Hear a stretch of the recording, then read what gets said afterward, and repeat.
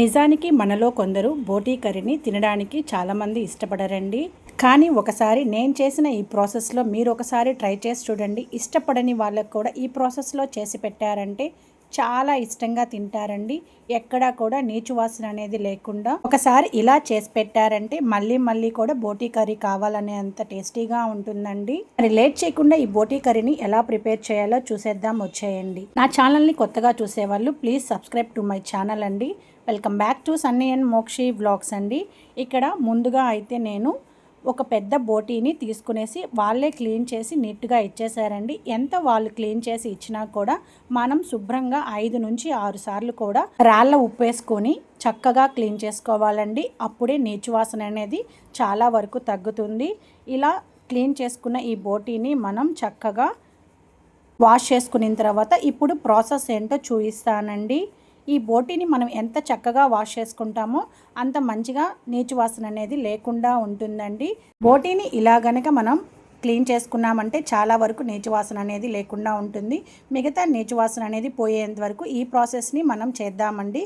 ముందుగా stove on చేసుకొని కొంచెం వాటర్ అనేది పోసుకోవాలండి. ఎంత వాటర్ పోసుకోవాలంటే బోటీని వేసినప్పుడు ఫుల్గా మునిగిపోవాలండి. అంత వాటర్ అయితే పోసుకునేసి చక్కగా 5 నిమిషాలు అనేది ఉడకనివ్వాలండి.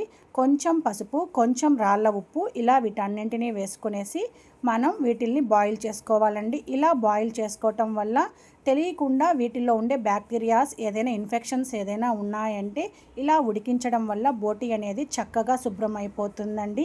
తెలియకపోతే మాత్రం బోటీని ఈ విధంగా క్లీన్ చేసుకునేసేయండి. ఇలా క్లీన్ చేసుకోవటం వల్ల బోటీ అనేది 100% కూడా క్లీన్ అయిపోతుందండి.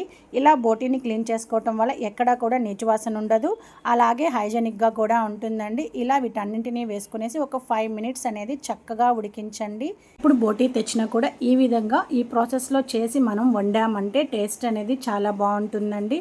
చూస్తున్నారు కదా, చక్కగా బాయిల్ అవుతూ ఉంది. ఇలా బాయిల్ అయ్యేటప్పుడు మనం స్టవ్ అనేది ఆఫ్ చేసుకునేసి వాటర్ అంతటినీ కూడా మనం ఫిల్టర్ చేసుకునేసేయాలండి. ఈ వాటర్ని ఎక్కడా కూడా మనం యూజ్ చేయకూడదు. ఈ వాటర్ వేస్ట్ వాటర్ అండి, యూజ్ చేయకూడదండి. వాటర్ అనేది కింద పోసేసేయండి. ఫిల్టర్ చేసుకునేసి ఎక్కడా కూడా వాటర్ అనేది లేకుండా మొత్తం కూడా ఫిల్టర్ చేసుకునేసేయాలి. మళ్ళీ మళ్ళీ చెప్తున్నానండి, ఇలా చేయటం వల్లే బోటీ అనేది 100% క్లీన్ అవుతుందండి. చూస్తున్నారు కదా, ఇలా బాయిల్ అయ్యేటప్పుడు స్టవ్ అనేది ఆఫ్ చేసేసి వాటర్ అనేది ఫిల్టర్ చేసుకునేసి ఈ వాటర్ని కింద పోసేయాలి.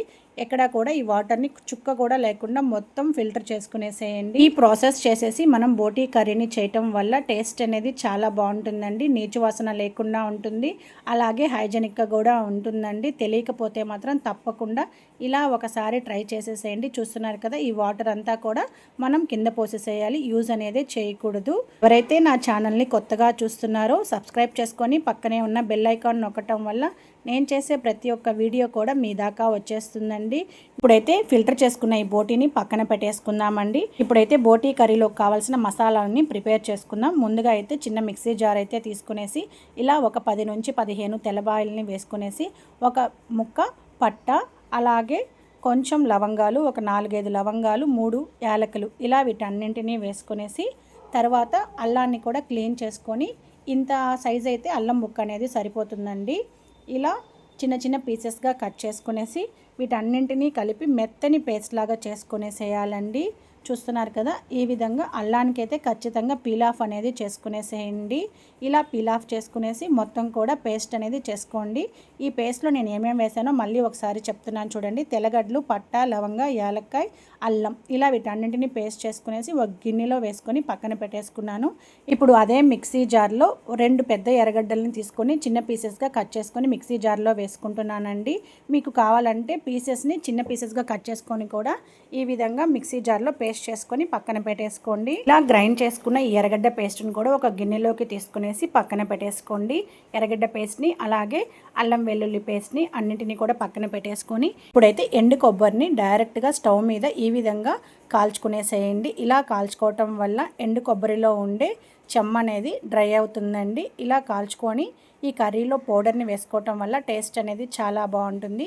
వీడియోలో చూపించినంత ఎండు కొబ్బరిని అయితే తీసుకునేసేయండి. ఈ వీడియోలో నేను చూపించిన బోటి మొత్తం కూడా నేను కర్రీ అనేది చేయట్లేదండి. కొంచెం కర్రీ కొంచెం ఫ్రై అనేది చేస్తున్నాను. ఆ ఎండు కొబ్బరిని అయితే స్టవ్ మీద రెండు వైపులా కూడా చక్కగా కాల్చుకునేసేయండి. ఫ్లేమ్ అనేది సిమ్లో పెట్టుకునేసి రెండు వైపులా కూడా చక్కగా కాల్చుకునేసేయండి. మంటని తగ్గించుకుంటూ అటు ఇటు తిప్పుకుంటూ కొబ్బరిని అయితే కాల్చుకునేసి చల్లార్చుకునేసేయండి, పక్కన పెట్టేసుకొని. ఇప్పుడు స్టవ్ మీద అయితే ఒక కుక్కర్ అనేది పెట్టుకునేసేయండి. ఇలా కుక్కర్ అనేది వేడెక్కిన తర్వాత ఒక 2 స్పూన్ల ఆయిల్ అనేది వేసుకునేసి చక్కగా ఆయిల్ అనేది కాగనివ్వండి. ఆయిల్ అనేది కాగిన తర్వాత బిర్యానీ ఆకు వేసుకోవాలండి. బిర్యానీ ఆకు అనేది కలర్ అనేది చేంజ్ అయ్యేంత వరకు కొంచెంసేపు అలా వేగనివ్వాలండి. ఇలా వేగిన తర్వాత మనం ముందుగా ఎర్రగడ్డ పేస్ట్ని అయితే తయారు చేసి పక్కన పెట్టుకున్నాం కదా, ఆ ఎర్రగడ్డ పేస్ట్ని ఆయిల్లో వేసుకునేసి మంచిగా ఎర్రగడ్డ పేస్ట్ని అయితే వేగనివ్వాలండి. ఎంత బాగా మనం ఎర్రగడ్డ పేస్ట్ని వేయించుకుంటామో టేస్ట్ అనేది అంత బాగుంటుందండి. కొంచెం సేపు ఎర్రగడ్డ పేస్ట్ని చక్కగా వేయించేసుకోవాలి. ఇలా వేయించుకున్న తర్వాత ఒక 2-3 పచ్చిమిరపకాయల్ని ఈ విధంగా చీలికలుగా చీల్చి వేసుకునేసి కొంచెం కరివేపాకు ఇలా వీటన్నింటినీ కూడా వేసుకునేసి ఆయిల్లో ఫ్రై చేసుకునేసేయండి. బోటీ కర్రీని ఈ ప్రాసెస్లో ఒకసారి ట్రై చేసి చూడండి. టేస్ట్ అనేది చాలా బాగుంటుంది. తెలియకపోతే మాత్రం తప్పకుండా ఒకసారి ట్రై చేసేసేయండి. ఎర్రగడ్డ పేస్ట్ అనేది వేయించుకున్న తర్వాత చిటికెడు పసుపు, అలాగే తగినంత సాల్ట్ ఇలా వీటిల్ని వేసేసి పసుపు పచ్చివాసన పోయేంత వరకు కూడా కొంచెంసేపు అనేది ఫ్రై చేసుకునేసేయాలి. ఈ వీడియోపై మీ అభిప్రాయాన్ని తప్పకుండా కామెంట్ రూపంలో మెన్షన్ చేసేసేయండి.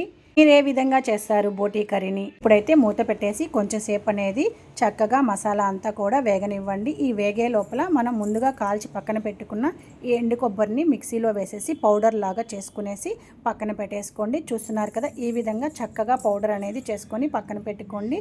అంతలోపల ఈ ఎర్రగడ్డ పేస్ట్ కూడా మంచిగా వేగిపోయిందండి. చూస్తున్నారు కదా, ఇలా వేగిన ఎర్రగడ్డ పేస్ట్లో మనం ముందుగా ప్రిపేర్ చేసిన అల్లం వెల్లుల్లి పేస్ట్ని కూడా వేసుకునేసి పచ్చివాసన పోయేంత వరకు కూడా వేయించేసుకోవాలండి. ఈ మసాలాలన్నింటినీ కూడా మనం చక్కగా వేయించుకోవటం వల్ల పచ్చివాసన పోయి కూరకి టేస్ట్ అనేది రెట్టింపు అవుతుందండి. చక్కగా అన్నింటినీ కూడా మిక్స్ చేసుకునేసి మూత పెట్టేసి కొంచెంసేపు అనేది వేయించేసుకోవాలి.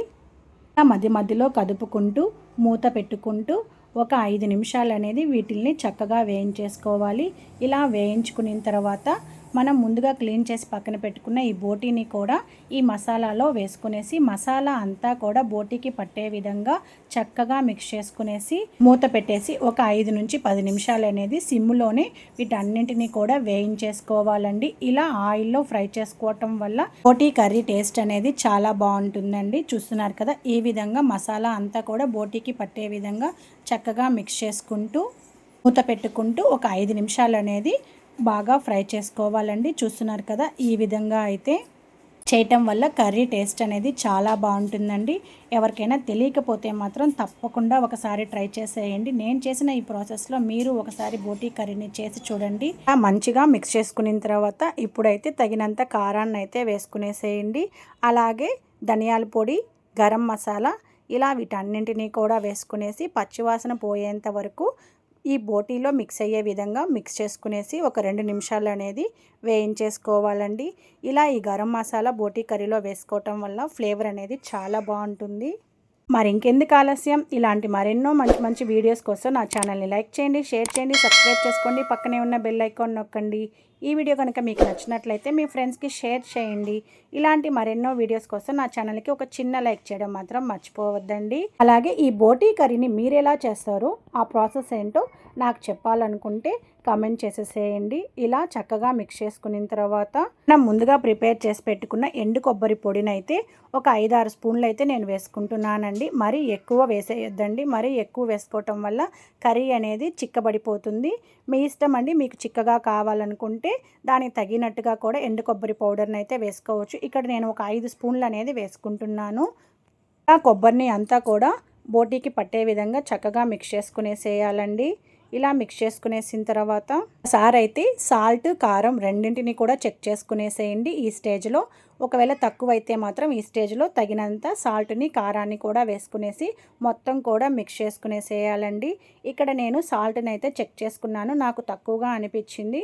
అందుకే కొంచెం సాల్ట్ని అయితే నేను మళ్ళీ కూడా వేసుకునేస్తున్నానండి.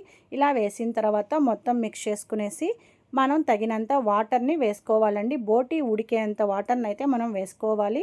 ఇక్కడ నేను ఒక 1 గ్లాస్ వాటర్ని అయితే వేసుకుంటున్నాను. మీకు కర్రీకి తగినంత వాటర్ని వేసుకోండి. మీకు చిక్కగా కావాలనుకుంటే తక్కువ నీళ్ళు అయితే వేసుకోండి. కొంచెం నీళ్ళగా ఉండాలనుకుంటే కొంచెం వాటర్ని అయితే ఎక్కువగా వేసుకోండి. ఇలా వాటర్ని అయితే వేసుకునేసి చక్కగా మొత్తం మిక్స్ చేసుకునేసి కుక్కర్ మూతనైతే పెట్టేసుకోండి.